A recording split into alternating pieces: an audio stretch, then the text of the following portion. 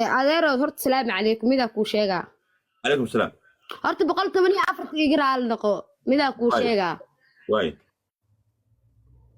horta aniga bee maaha naag cili cumar ah cusub cili daa'uud cabdulla ergaabe واي anigu shalay markii keena waxaa la ninka haba gidir oo wuxuu qabtaa haba gidir sheego واي hayaan daa dhibkii heedsa darteedaana u sameeyey ma fahanti واي hooyo Soomaaliyeed xaamil ahay taas waa qirsanahay naag cili cumar cusub cili daa'uud cabdulla ahay واي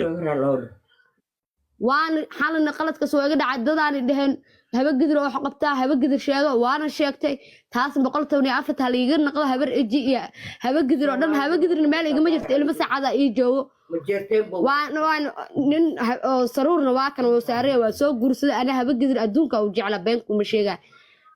waxaana saas u dhahay danta i heeso duruufta i heeso darteeda u dhahay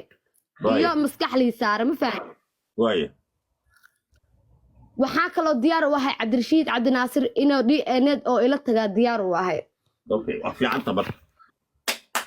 ما شاء الله ما شاء الله ayro horta hambal والله ايغا مقن محكمه بحالك تقل السيناي محكمه waa bila qalab بوتكي iyo soo shulgi noqonay budkii isbtii iyo wixii baa iga maqan wixii haddaan kuu soo dhiibaahay ee daahir hal codsiya wataa hadday suurtagal tahay gabadha waxay tiri waxaa la dhahay ceyr sheego habarji sheego adoo raaliya maadaama aa kala cadeeday qofka ereygaas ku dhahay ma inoo cadeyn kartaa Okay, maxkamadda dee daahir, this is not fair. su'aal baa la weydiiyey gabadha u kaadi meel waa qaldan tahay qofka ereygaas kugu dhahay maadaama aa kala dambigaadi diyaar waxaan ku nahabay wax walbo anagoo xala beena laga sheegay in haddar wax walba kuu qabanno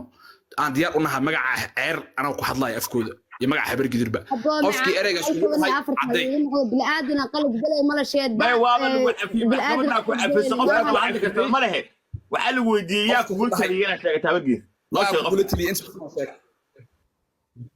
ani gabara igula talisay oo caadi isku arag qolka daar caadi tag haba gidir oo qabtaa haba gidir sheegay igu tiri hayaan dhahani gabadhaas yaa waaye gabadha ma sheeg ya waayo la aqootay gabadha muhiim ah inaad dhahdo gabadha sheeg magaceeda ku jaalba No, daahir cali sow mana maqlay okay lamiistay laanahay abtasi gabadha ma fahamtay okay abay ana reerka aa sheegtay ahay waxa dir Cabdulla Ibrkaab Daawud Ibrkaab yaa ku dhalay marka ana reerkaas ma loo sheegi kartaa